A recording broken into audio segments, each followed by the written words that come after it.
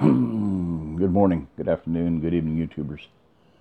Jerry Diamond with How to Get Out of Babylon, Flat Earth Homeland, which I don't mention too much, and I haven't uploaded a lot to it lately. But will come into play as time goes on. Met a guy the other day, one of the first things he said was, "Yeah, I believe in the flat Earth." And I'm like, cool. Give me a hug, brother. So, need to have another meetup here before long. Local meetup. Anyway, OzArk Plateau directives. And between now and whether or not, we'll find out if these mass arrests are going to take place and start indicting and executing traitors to humanity, not just to the Constitution of the United States, but traitors to humanity. Going to be shutting down human slave trafficking. One of the things I saw said that 4,000 women and children have been freed already. So hopefully that will put a big dent in the enemy's operation of feasting on human flesh. So I reworked the description here, and this is a playlist. I cannot add any more to this playlist, so it's only got like 8 videos in it.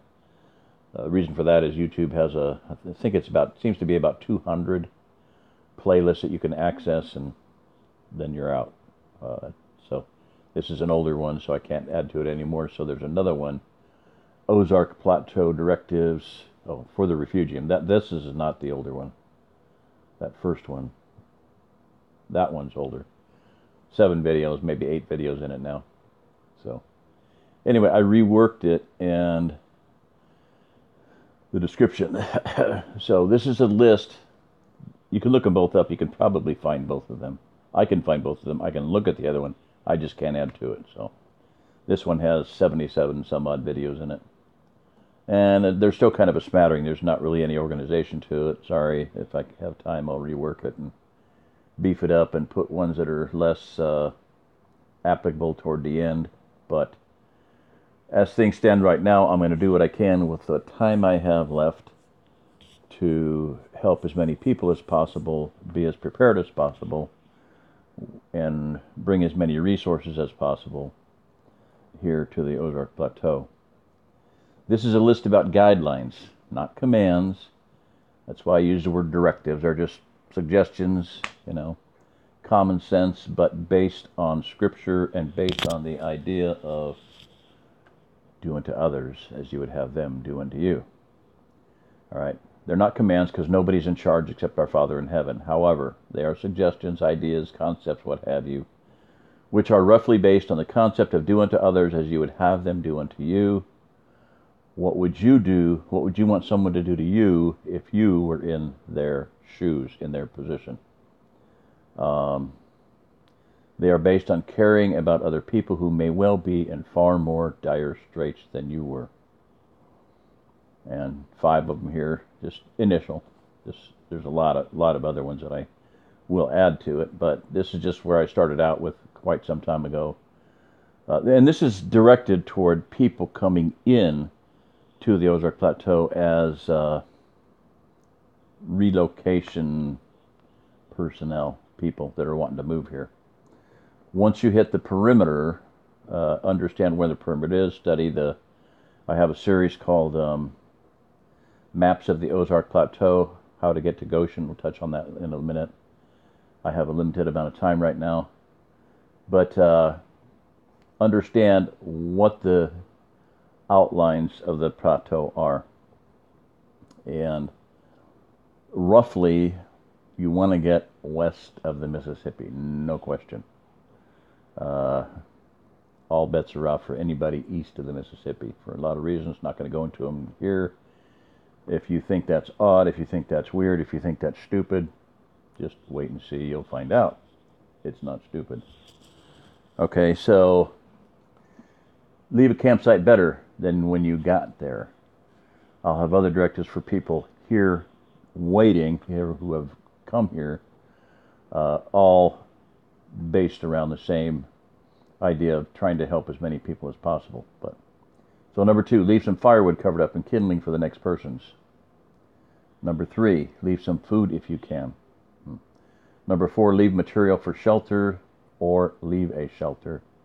And this brings us to the thing that began me on this whole journey, and that is leave a home for someone to live in. Build a home. Aircrete, underground, hobbit home. I believe at some point in the not too distant future, the entire outskirts of the OzArk Plateau will be peppered with thousands, hundreds of thousands, millions of hobbit homes for someone to find and live in as they come in. If you think I'm crazy, just wait and find out. So I got to rework that. I got number 3 off to the right there. I see that. So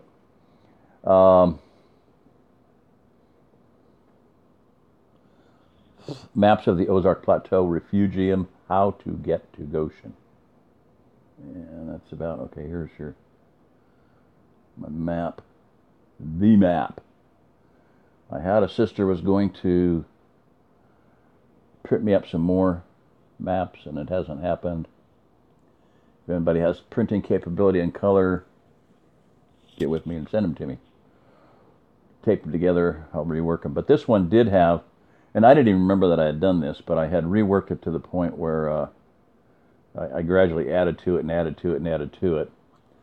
So the circle there, the red circle, was initially just my targeting to try to see where to hold the camera, because the camera's up here, and I'm getting up as high as I can to take the picture on a table, and so that was my targeting system.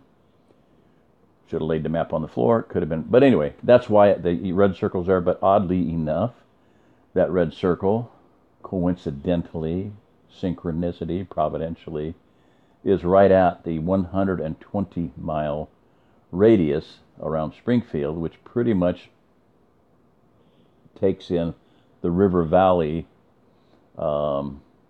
system that you can see around the OzArk Plateau from Google Earth.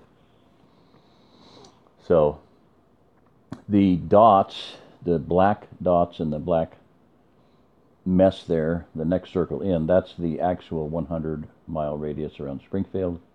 The black dot in the middle, of course, is Springfield, Greene County. The numbers you see are Greene County at number 1, and it's green. At least I got that right. And then 2, 3, 4, 5, 10, 15, 20, 25, 30, 35, 40, 50, 55, 60 counties, as I spiraled around numbering the counties, came to exactly right at 60 counties. That and the reason I did that was, like I said, because of Marjorie Wildcraft donating $6,000 of her DVD, Backyard Food Production, How to Grow More Vegetables, Grow Your Own Groceries DVD and CD, with about 60, oddly enough, 60 documents in the form of PDFs, books, things on growing food. She says that growing food is like having a printing press in your basement, and I tell her it's also like having a hospital in your basement, because you're going to stay well. You're going to stay healthy by growing your own food and not eating GMO and poisonous garbage. Got a bunch of kale growing in the greenhouse, and that's good food. It's for wintertime. Brussels sprouts, broccoli, anything that can grow through the winter. Peppers. The diamond-shaped pattern there is the actual corners. You see the diamonds on each corner. I don't know why I use diamonds, but actually, the OzArk Plateau is a gigantic diamond, an exact 120-degree radius, 2 facing 120-degree radius, angles. It is doubly protected. 333, 120 degrees, designates Ark, Healing, Safety, Refuge, Goshen.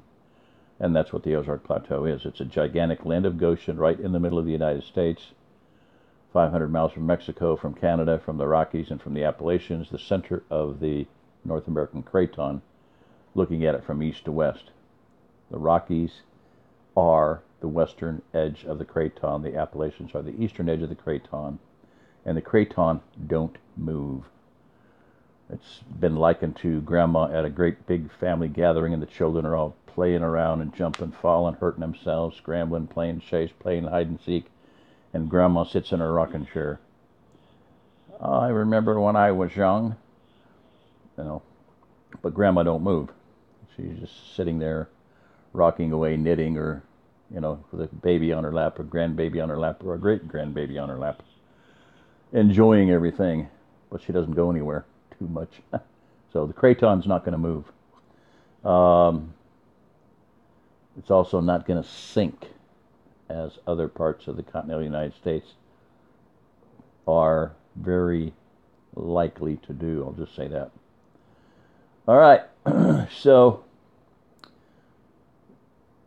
as you come in, if you're coming from the east, just get west of the Mississippi. If you're coming from the north, get south of the Missouri River. If you're coming from the south, get north of the Arkansas River, no question. And if you're coming from the west, just get within the confines of the plateau. There'll be the Grand River, the Brown River, the Mare Saguenay, the Osage. Several rivers arch out that way, but there is a narrow corridor. I can't show you on the thing. Just basically heading out to the northwest, about midway through the line between the northernmost corner and the southwestern corner. There's a corridor there that there are no rivers. So that's like the only place that's not bounded, not protected by rivers. So rivers are borders, rivers are borders, rivers are borders. Beat that into your psyche. If the ocean levels rise, the Mississippi River Valley will be much wider. The Arkansas River Valley will be much wider. The Missouri River Valley will be much wider. All those rivers will be deeper and wider, and there will be no bridges across them. Probably, virtually no bridges. So that is the way it is. So get into your head, big circle, help other people, do what you can do to provide life for other people. If you're not doing that, you're not going to make it. Be able to think outside the box. There's a good example. And believe it or not, I did that. While I was living in the tent, I had hot dogs, and I had bought a little telescoping, slides up and down. In fact, that looks like one of them. Yeah. Yep, it's got a locking handle, slides back, and I slid it back to where there's, and it didn't have as many tines. It's a similar rake, but it has, I think it only had 8 tines or so. But anyway, I used it to cook hot dogs on. Worked very nicely. So, does that mean I'm a redneck? If the shoe fits, wear it, huh? So, anyway, I just happened to come up there. I screenshot it. I thought that was cute. What broke college kids do when they're, don't have any money. Improvise. All right, so that's about it. I want to move on and expand on this. This is just an introduction to these, basically to these 2 playlists, 2 or 3 playlists, the OzArk Plateau Directives. And that one, like I said, I won't be adding to any 2. I will continue to add to this one, OzArk Plateau Directives for the Refugium. If you are not familiar with the word Refugium, please look it up. I have videos on it. The word Refugium, it's used in aquariums. It's where little fish can be safe from big fish. But refugium, in a geological sense, is a region where a species or a group of species can survive in the face of extinction in all surrounding areas, i.e., and I'm quoting, I'm not making this up, i.e., an ice age. Well, grand solar minimum, things may be getting chilly up north. My friend that's probably going to come here very soon said it's been, I don't know, pretty cold where he's at. A couple states away. Freezing cold, below freezing. 10, 15 degrees below freezing on a regular basis. Meanwhile, I said, well, I'm sitting here in a sleeveless, short sleeve shirt outside. So it may be. Here's another bizarre thing. Right now, my friend just told me, people are getting bit by mosquitoes. And I kid you not, about 30 flies today. So we may have a Indian summer here for a while. I don't know. Very weird. But if you look at the idea of the grand solar minimum, look it up. There's a channel called Grand Solar Minimum. I'll just give you a quick thing here, and then I'm going to be done. Diamond of Oppenheimer Wrench Project follows it big time. And Christian with Ice Age Farmer. Just 3 channels. There's more, but those are 3 of the, I would say, the top Grand Solar Minimum channels. We are going into a mini ice age. Oh, by the way, would you want to be where you can survive an ice age that is going to cause extinction in other areas? Nah. I would advise that. So, north of the Mason-Dixon line, basically, run a line across America about I-70. North of that, it may get pretty hairy. Like I said, Canadian Prepper said it's already 20 below zero with wind chills minus 30. And it's not winter yet. So, might just get a bit chilly up north. Enough snowfall to cause new glaciers. So if you're in a downhill path, look at the terrain, If you get snow load up north of you, are you going to be in the path of a glacier at some point in time? Are you going to be on the edge of a glacier? We don't know. But there's been enough information out there for a lot of years. John Casey, look at him. Look at his books. He's got several books, about the coming ice ages. And the information has been out there for all these years. In the face of the idiots spewing global warming, global warming, global warming. Well, yes, the Earth always warms up a bit before an ice age. That's what allows for the massive snowfalls. Hello? You can't have massive snowfalls that get so much weight that it creates glaciers. How do you think glaciers happened? There had to be a lot of snow. The snow gets up in the air by water going up in the air, and water gets up in the air how? By evaporation and heat. So yeah, you're going to have a little bit of a warm-up before it comes crashing down on your head. And they've known about it. Just been lying to us all these years. Like, what does the Earth look like? It's a spinning ball through space. Then why can you see Pikes Peak from the Colorado River in Arizona? And why from St. Louis can you see the far shore of Hudson Bay, 1,800 miles away?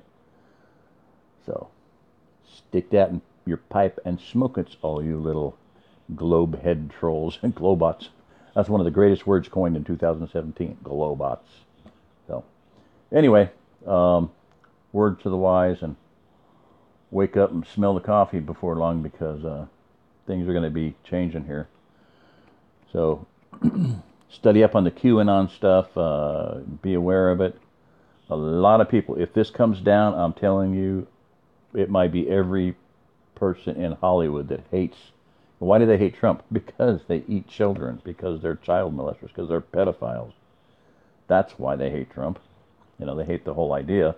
And I'm not saying Trump's, whatever. He was chosen by the military to do this. That's the story that explains why everybody that goes up against him gets smashed, because the NSA is behind it. at least a big portion of the NSA. So, is it the NSA versus the CIA? I don't know.